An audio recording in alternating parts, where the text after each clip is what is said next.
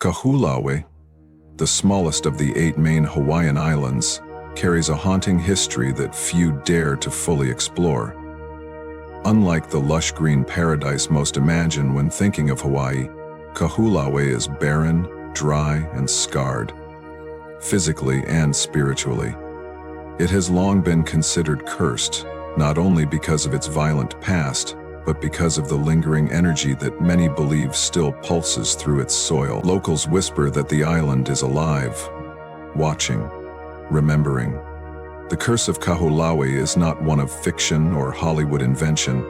It is rooted in generations of real loss, cultural desecration, and spiritual pain that cannot be undone. For centuries, Kahoolawe was considered a sacred place. It was once used by priests and navigators for spiritual training and astronomical observation. The island's isolation gave it a special status in ancient Hawaii. It was seen as a gateway, a place of transition between the physical world and the spiritual realm. However, this respect was shattered when outside forces invaded and the land was torn apart in the name of war. During World War II, the United States military took control of Kahoolawe and used it for target practice. Explosions shattered the once sacred ground, leaving it scorched and broken. Massive craters and unexploded ordnance still dot the island. What was once a spiritual haven became a battlefield of destruction. The native Hawaiian people who had revered the island were heartbroken. Their sacred connection to the land had been violated, and many believed the gods were angered by this desecration. The island, once a place of mana, spiritual power, became a symbol of pain and vengeance. Since the military occupation, countless people have spoken of eerie experiences while visiting Kahoolawe. Some report hearing voices in the wind, chanting in the distance with no clear source. Others have described shadows moving across the land in broad daylight, or the chilling sensation of being watched. These are not isolated incidents. Many locals and visitors alike feel an overwhelming sense of sorrow when stepping onto the island. The energy is heavy, as though the land itself is mourning what it has lost. There are tales of people who disrespected the island's sacred areas and returned home with strange illnesses or streaks of terrible luck. Some say they heard whispers in a language they didn't understand. Some saw figures in the mist that vanished when approached. Others felt drawn to the cliffs, as if something unseen was calling them toward danger. Elders say these are not coincidences. The spirits of Kahoolawe are awake, restless, and unforgiving. The idea of a curse is not always about magic or superstition. It is about imbalance. Kahoolawe was once in balance, with nature, with the spirits, with the ancestors. When that balance was shattered, something dark and unsettled took root, and it has never left. Even efforts to restore the island have met resistance. Environmental groups and cultural organizations have worked for decades to heal the land, replant vegetation and clear explosives. But progress is slow, and the energy remains heavy. It's as if the island does not trust humans anymore. Cultural practitioners say that the only way to ease the pain of Kahoolawe is through deep respect, prayer, and time. It is not enough to clean the surface. The spirit of the island must be acknowledged and honored. Only then might the curse begin to lift. Until that time, Kahoolawe stands as a warning. It reminds us that land is more than just dirt and rock. It is memory, ancestry, and sacred connection. When that connection is severed, the consequences echo far beyond what the eye can see. To this day, Kahoolawe remains mostly uninhabited and is only accessible through special permission. Those who visit often leave with more questions than answers. Some feel a strange pull toward the island, as if it wants to tell its story. Others vow never to return. One thing is certain: Kahoolawe is not a forgotten place. It is a place that remembers, and for those who walk its scarred ground, it offers a message that is both chilling and clear. When sacred things are broken, they don't just disappear. They wait, they speak, and sometimes they curse. The legend of Pele, the Hawaiian volcano goddess, is one of the most powerful and enduring spiritual forces in all of Polynesian culture. She is not simply a mythological figure whispered about in old stories. She is a living presence in the hearts of the Hawaiian people, especially on the Big Island, where her home, Kilauea, sits in fiery majesty. The idea of Pele is deeply intertwined with the land itself. She is not separate from the volcano. She is the volcano. She is fire, creation, destruction, and rebirth. Her spirit is believed to flow through the molten lava, through the smoke and ash, and through the very heartbeat of the island. Despite being feared, Pele is also revered. She represents both the fury of nature and its breathtaking beauty. But she is not to be disrespected. Over the years, countless visitors have come to Hawaii, enchanted by its natural wonders. Many, either out of ignorance or carelessness, take a piece of that beauty home with them. Small rocks, lava stones, or even black sand from the beaches formed by her eruptions. What they don't realize is that by doing so, they are stealing from Pele herself. And Pele is not a forgiving goddess. Each year, post offices across Hawaii receive hundreds of packages from people around the world. Boxes filled with lava rocks and sand, along with letters of apology and desperation. These letters tell of car accidents, broken relationships, illnesses, financial ruin, and a string of unexplained misfortunes that began after they returned home. Some beg for forgiveness, others write in fear, hoping that by sending the rocks back, they can undo whatever they disturb. For the Hawaiian people, these stories are not surprising. The curse of Pele is well known, and the elders have passed down the warning for generations. Never take what belongs to her. What makes Pele's curse so terrifying is its unpredictability and reach. It doesn't matter how far someone travels after taking a piece of her domain, the curse follows.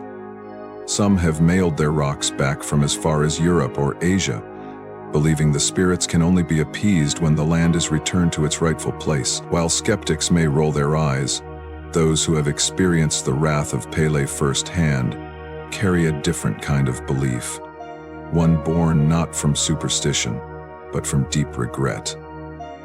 There are countless tales, whispered and written, of tourists who laughed at the warnings, only to find themselves haunted by bizarre occurrences.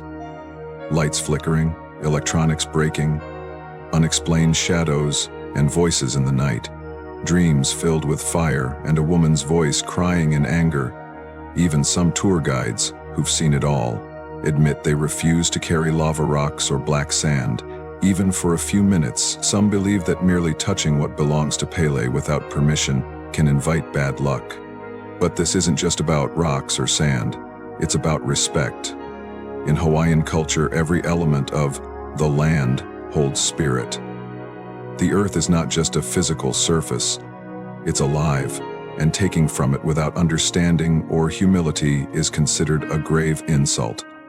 Pele is the embodiment of that belief. She does not need to be seen to be felt. Her presence is everywhere, in the smell of sulfur that rises from the volcano's mouth, in the trembling of the ground beneath your feet, in the red glow that lights up the night sky when the lava flows. People who live near Kilauea know better than to test her. Even during major eruptions, many residents will leave offerings of flowers, chants, or food near the lava flow, not to stop it, but to show reverence. There is a shared understanding that Pele is not evil, she is powerful. She does not punish randomly, she protects her home. Those who honor her may be spared, those who don't, no matter how innocent they believe their actions to be, often find themselves caught in a storm they can't explain or escape. The curse of Pele serves as a warning, but also as a reminder of the deeper spirit of Hawaii. The land is not an object to be consumed, it is a living force. Pele is the fire that gives birth to islands and the flame that teaches respect. And when she is disrespected, her response is not myth, It is a reckoning. Across the Hawaiian Islands, a legend persists that is perhaps more terrifying than any ghost story: the legend of the Night Marchers. Known in the Hawaiian language as Wakaipo, these spectral warriors are said to roam the islands at night, marching in long, solemn processions along ancient paths, temples, and battlegrounds. They are not merely figments of folklore, but spiritual entities deeply rooted in Hawaiian culture, tradition, and memory. Locals speak of them with a mixture of awe and fear, knowing that to encounter them is to come face to face with the restless dead who still serve a purpose in the spirit world. The Night Marchers are believed to be the spirits of ancient Hawaiian warriors, chiefs, and kings, many of whom died violently in battle or were buried without proper rites. According to tradition, their souls cannot rest. Instead, they continue to patrol the islands, marching to honor past rulers or to protect the sacred pathways that have existed for centuries. Some stories claim they emerge on nights with no moon, their presence marked by distant drumbeats, conch shell blasts, flickering torchlight, and the scent of burning kukui nuts. Their ghostly processions can stretch for miles, often appearing near heiau, ancient temples, cliffs, or old trails that cut through the jungle and over the mountains. One of the most chilling elements of the Night Marchers legend is the idea that they do not walk randomly. Their routes are ancient and specific, often leading from the mountains to the sea. Many homes and buildings are carefully constructed to avoid building across one of these paths, out of fear that doing so might anger the spirits. In some cases, stories are told of homes where strange sounds are heard at night: footsteps pounding in unison, chanting voices, or doors opening by themselves. Signs that the Night Marchers are passing through and do not appreciate being interrupted. Those who have seen them describe an overwhelming sense of dread that grips the body, like a physical force weighing down the chest. Many report seeing torches in the distance, only to watch them grow closer, revealing warriors dressed in feathered capes, traditional helmets, and carrying weapons. Their faces are stern, glowing faintly in the dark, and their eyes seem to pierce through the soul. Electronics fail, lights go out. Dogs howl uncontrollably, and in those moments, there is nothing to do but submit. Cultural wisdom says that if someone sees the Night Marchers, they must not make eye contact. They must not speak, run, or challenge the spirits in any way. The correct action is to drop face down on the ground, showing total respect and humility. In ancient times, only those with sacred bloodlines or spiritual protection, like a family member among the marchers, could safely look upon them without being taken or killed. Others risked being swept away by the procession, their spirits never to return. It is said that people who are taken become part of the Night Marchers, doomed to walk the islands forever. Some stories involve tourists who, unaware of the legend, camp in areas locals avoid. They hear drums in the night, or wake to see a line of glowing figures passing silently by their tents. Some speak of being frozen in fear, unable to move until the march has passed. Others find strange footprints in the morning, though no one was supposed to be there. What makes these tales even more unsettling is that they often come from people who had never heard of the Night Marchers until after their experiences. They search for explanations, only to be told by locals that they were lucky to survive. There are also protective rituals that families pass down. Some place tea leaves or salt around their homes to ward off the marchers. Others tell of bloodlines that grant immunity. If a person is descended from a chief or warrior, the marchers will recognize them and spare them. These details are not treated like fantasy in Hawaiian households. They are treated as truth. The Night Marchers are not symbols, they are guardians of the old world, enforcing laws that time has not erased. Even in modern Hawaii, the fear and reverence for the Night Marchers remains strong. Construction workers refuse to dig in certain areas, Hikers turn back when they hear the first beat of a distant drum. And families teach their children to recognize the signs, not to scare them, but to protect them. Because to the people of Hawaii, the spirits of the past still walk, and those who do not respect their presence may find themselves walking with them. In the heart of Wahiawa on the island of Oahu, there lies a place of natural beauty and quiet serenity known as the Wahiawa Botanical Garden. But beneath the surface of its peaceful trails and lush greenery hides a story that has haunted the region for generations.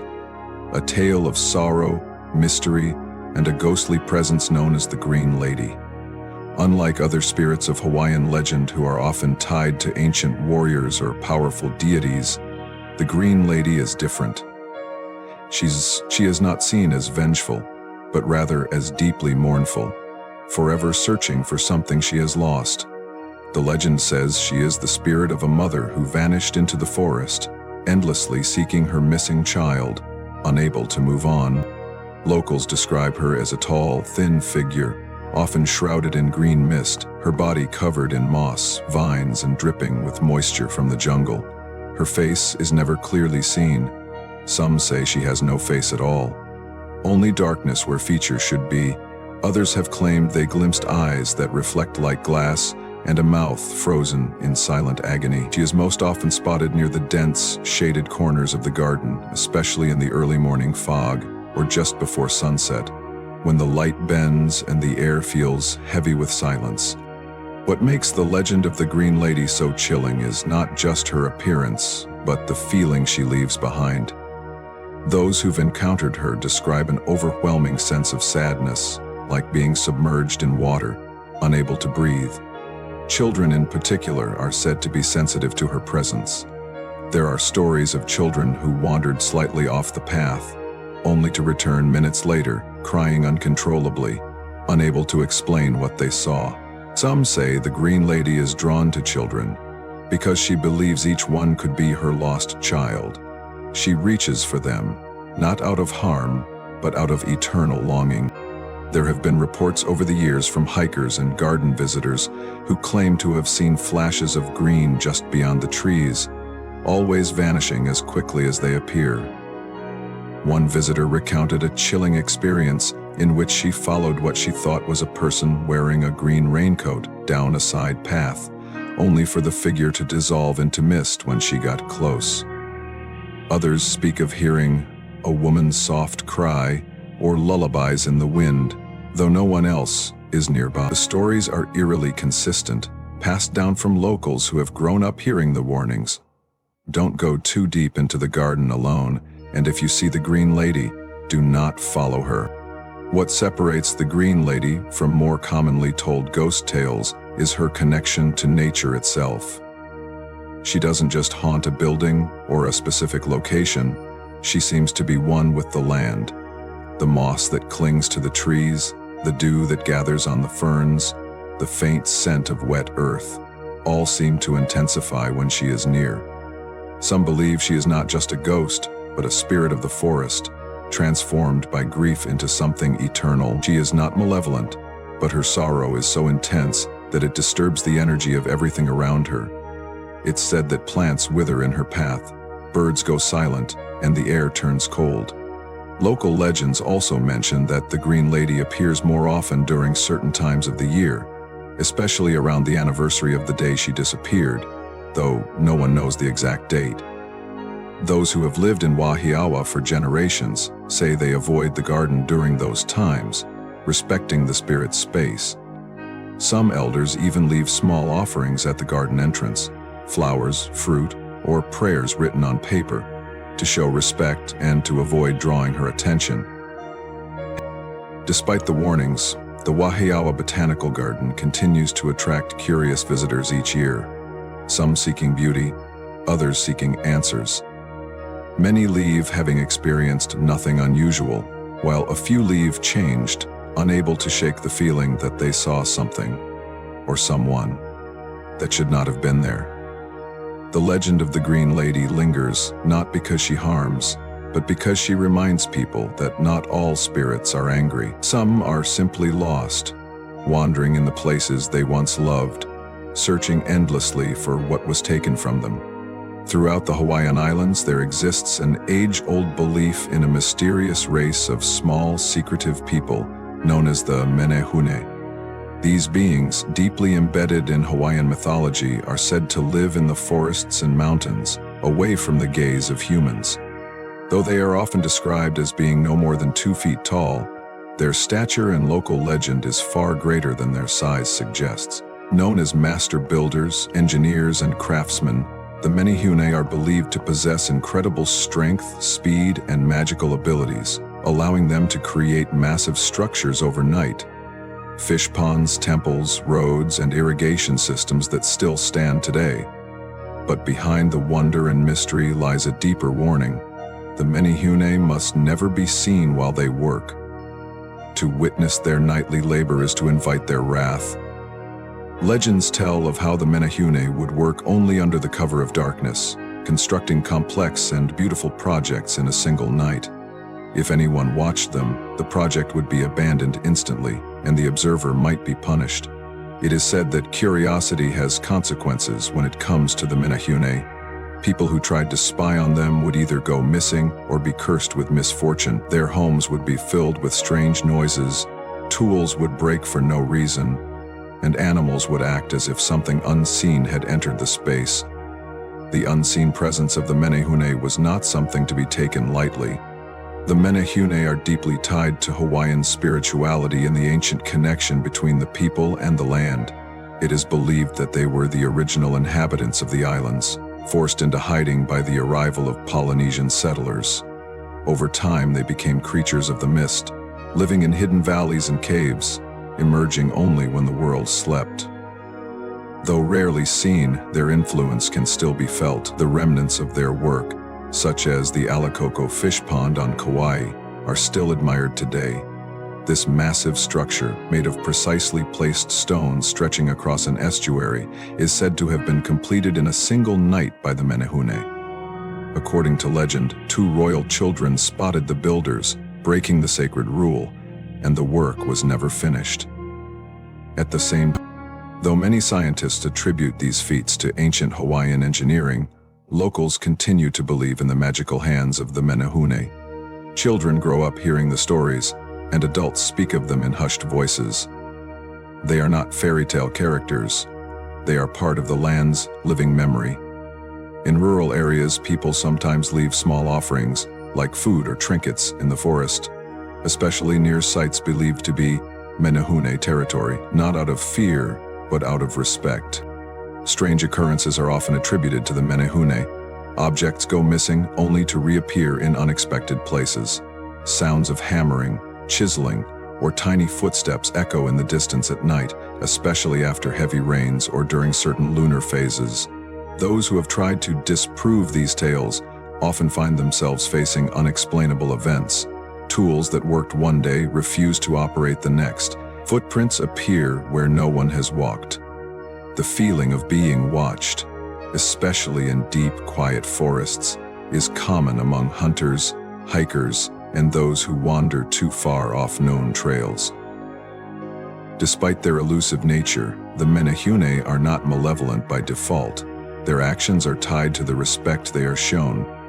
When left in peace and honored, they are known to be protectors of the land, keeping balance and ensuring the sacred spaces of Hawaii remain untouched. However, when disrespected, when their pathways are blocked, their stories mocked, or their lands developed without spiritual consideration, they are believed to retaliate. Equipment on construction sites breaks mysteriously. Workers feel sick or uneasy.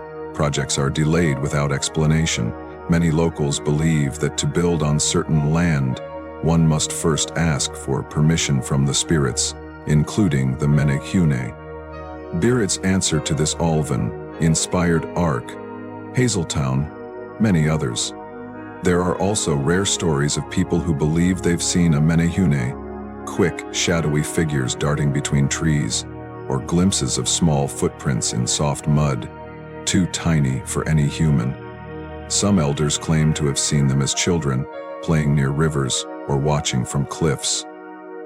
The sightings are always brief, like nature itself, hiding its secret before anyone can get too close. The Menehune remain one of Hawaii's most intriguing and enduring legends, not simply because of the mystery surrounding them, but because they represent the ancient soul of the islands. Independent, spiritual, protective, and deeply connected to nature. Whether one sees them as magical beings or symbols of forgotten history, their presence continues to shape the way locals interact with the land. They are guardians of the night, builders of wonders, and silent watchers in a world that too often forgets how to listen. In Hawaiian culture, the land is not merely a resource or a setting for human activity. It is a living, breathing entity infused with mana, or spiritual power. Every mountain, valley, stream, and shoreline is believed to have its own unique spirit, history, and significance. This sacred relationship between the people and the land is the foundation of Hawaiian identity. Disrespecting the land is not simply seen as environmental neglect. It is viewed as a spiritual offense. This deep sense of connection to nature is what separates Hawaiian belief from many modern worldviews. The land is aina, something to be cherished, revered, and protected, not owned or exploited. Stories of supernatural consequences linked to the mistreatment of the land are not rare in Hawaii. They are repeated often, not as threats, but as reminders. Across the islands, people speak of bad luck following those who ignored traditional customs. Whether it is someone bulldozing a sacred heiau temple, camping on a forbidden site, or taking lava rocks from a beach, the repercussions are often described as swift and severe. Cars breaking down, sickness spreading in families, sudden misfortunes, or persistent nightmares are all said to stem from actions that disrespected the spiritual energy of the place. These stories aren't treated as superstition. They are taken seriously, passed down generation to generation as a form of education and warning. One of the most well-known examples is the tale of tourists who take lava stones from the Big Island, thinking of them as souvenirs. Many of these individuals later report intense streaks of bad luck, ranging from lost jobs and accidents to broken relationships. Eventually, they send the rocks back, often accompanied by letters begging for forgiveness. These packages arrive daily at park headquarters near Kilauea volcano, where they are respectfully returned to the land. The belief is not that the rock itself is cursed, but that removing it disrupts the spiritual balance and offends the goddess Pele, who embodies the volcano. It's not just about property, it's about spiritual boundaries. In rural communities, locals continue to follow old protocols when dealing with the land.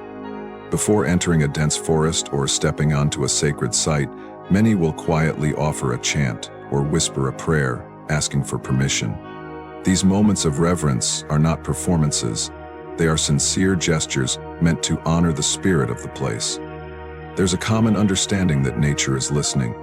The wind, the waves, the trees, everything responds to the energy we bring. Those who come with arrogance or carelessness are seen as inviting danger, while those who come with humility are more likely to leave in peace.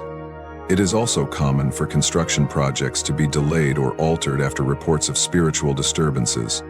Equipment malfunctioning, workers falling ill, or persistent accidents are often taken as signs that the land is resisting development. In some cases, Hawaiian cultural practitioners, known as kahu or kumu, are brought in to perform rituals, cleanse the space, and seek spiritual permission before continuing. These ceremonies are not outdated customs. They are still practiced today and respected even by large developers who understand the risks of ignoring spiritual protocols. In the islands, the boundary between the natural and supernatural is thin. Forests are not just filled with trees, they are filled with spirits. Mountains are not just geological formations, they are living ancestors. This belief gives rise to many of Hawaii's ghost stories, but it also instills a profound respect for the environment. The land is not passive. It reacts. It remembers, and when it is harmed, it may retaliate, not always in visible ways, but in quiet, powerful shifts of energy that can affect entire lives. Children in Hawaii are taught these truths from a young age. They are taught to tread lightly, to speak kindly to the wind, to never disturb rocks or plants without reason. These teachings may seem poetic, but they carry real consequences. Locals believe that those who ignore the spiritual presence of the land often suffer from unexplained misfortunes. Even visitors who laugh off the legends sometimes find themselves shaken after a strange experience. Sudden illness, feelings of being watched, or dreams that seem like warnings. This sacred relationship between the people and the land shapes the very fabric of Hawaiian life. It defines the way communities grow, how homes are built, and even how everyday activities like hiking, swimming, or gardening are approached. The idea that the land is alive changes everything. It creates a system of respect that doesn't rely on laws or enforcement. It relies on spiritual responsibility. In Hawaii, land is not just scenery. It is teacher, protector, and memory keeper. And for those who live among it, respecting its power is not optional. It is essential. In the Hawaiian Islands, stories of haunted places, supernatural forces, and ancient spirits are not told for mere entertainment. They are passed down as lessons and warnings. These tales serve a powerful purpose in the preservation of cultural values and the deep respect that Native Hawaiians have for their ancestors, traditions, and the natural world. Every ghostly legend, every whispered warning, and every mysterious happening holds a message far more important than simple fear. They are reminders that the spirit world is real, that the line between past and present is thin, and that reverence for those who came before us is not just a courtesy, it is a responsibility.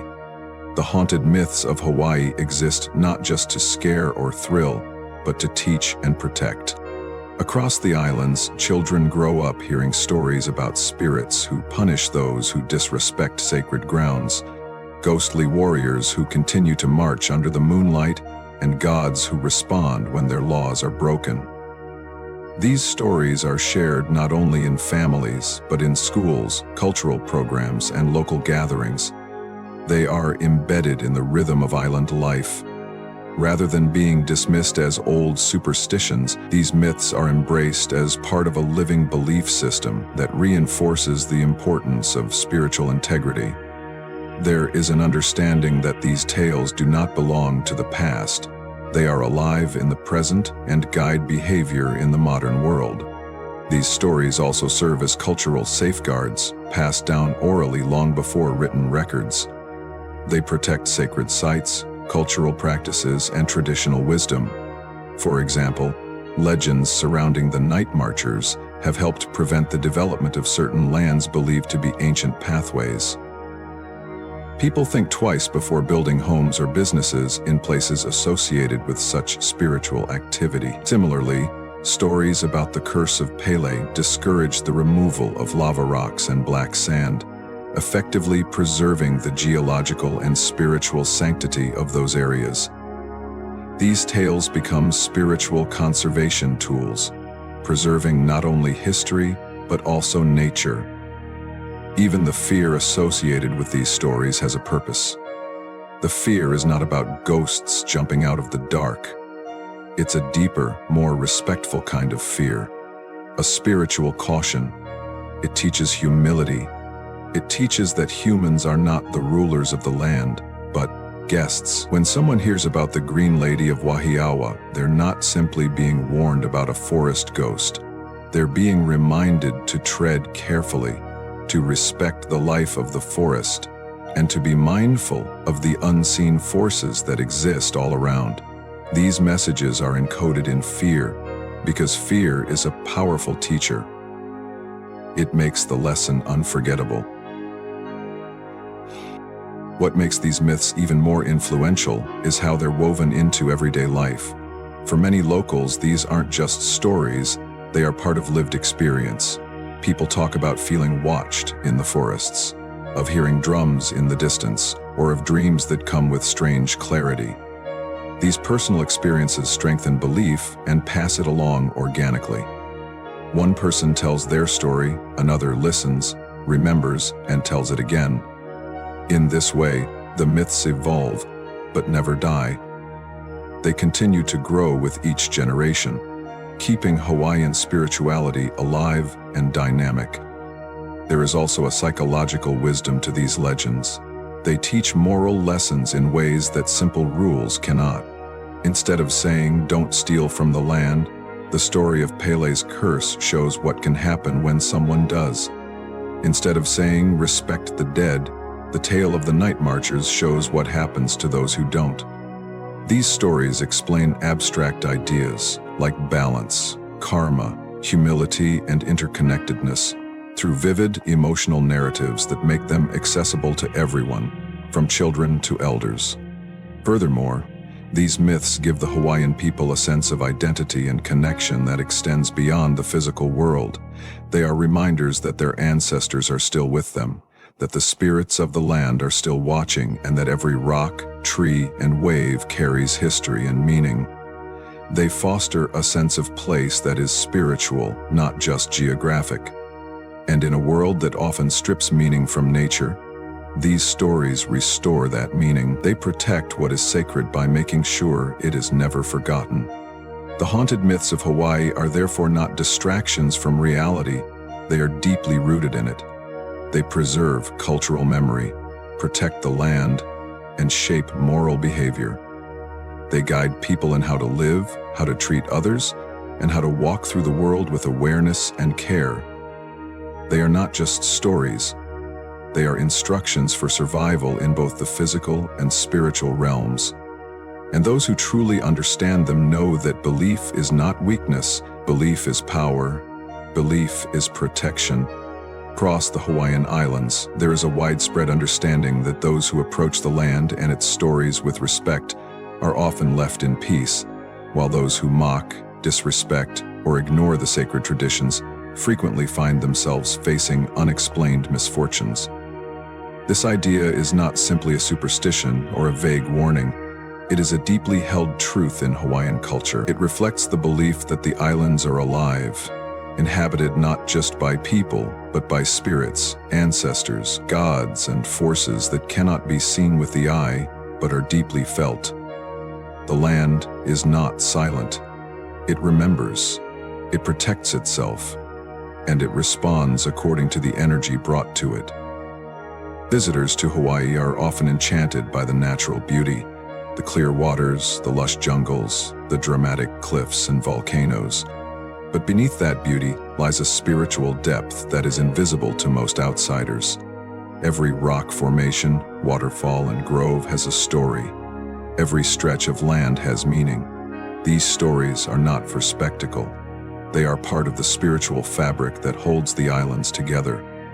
But what is so barbarous about islands together? When people arrive with curiosity and respect, offering acknowledgement to the culture and the land, their experiences are often peaceful, even transformative. Locals say that the island lets you in when you come with the right heart. But when someone enters with arrogance, greed, or mockery, the land may turn against them. There are countless stories of travelers who treated the culture lightly, laughing at legends, walking through sacred sites without permission, stealing pieces of lava rock or sand as souvenirs, only to find themselves plagued by bad luck. Car accidents, lost jobs, mysterious illnesses, broken relationships, and emotional breakdowns seem to follow them home. Desperate for relief, many send back what they took, often with handwritten letters apologizing to the spirit of the land. These stories are so frequent that park rangers and post offices in Hawaii have special procedures for receiving these return offerings. People who once scoffed at the legends are humbled, sometimes terrified, by the strange string of events that occurred after they disrespected something they didn't understand. The land responds to intention. This belief is more than just cultural, it is spiritual law in Hawaii. When hikers begin their journeys through sacred areas, many are taught by locals to ask permission aloud or in quiet prayer. When locals fish or gather plants, They often leave offerings or thank the land. These actions are not rituals for show. They are part of a respectful relationship with the living world. The idea is that the land gives when it is honored, and it takes when it is disrespected. Nature is not separate from the spirit. In Hawaii, it is the spirit. Some visitors, unaware of this belief system, find themselves deeply moved by their time on the islands in ways they can't explain. They feel a healing energy, a sense of calm, or a spiritual awakening. They feel connected to something ancient and powerful. These are the people who naturally move through the land with care, who speak softly among the trees, who pause at places that feel different. They may not know the stories, but they instinctively sense that the land is sacred, and they behave accordingly. These experiences stay with them, sometimes shifting the way they see the world, permanently. Locals often talk about a kind of spiritual radar that the islands have. It's said that the land knows your heart. If you come for profit, to exploit, to take without giving, the energy of the island will push back. Your plans will fall through, things will go wrong, you'll feel unwelcome, anxious, or unsettled. But if you come with respect, genuine respect, not performative gestures, the island will welcome you. It will open itself to you. It will protect you, teach you, and maybe even change you. This isn't about fear, it's about alignment. Respect in Hawaii is not limited to cultural traditions or ceremonies. It is a way of being. It is how you walk, how you speak, how you listen. It is knowing when to step forward and when to stay back.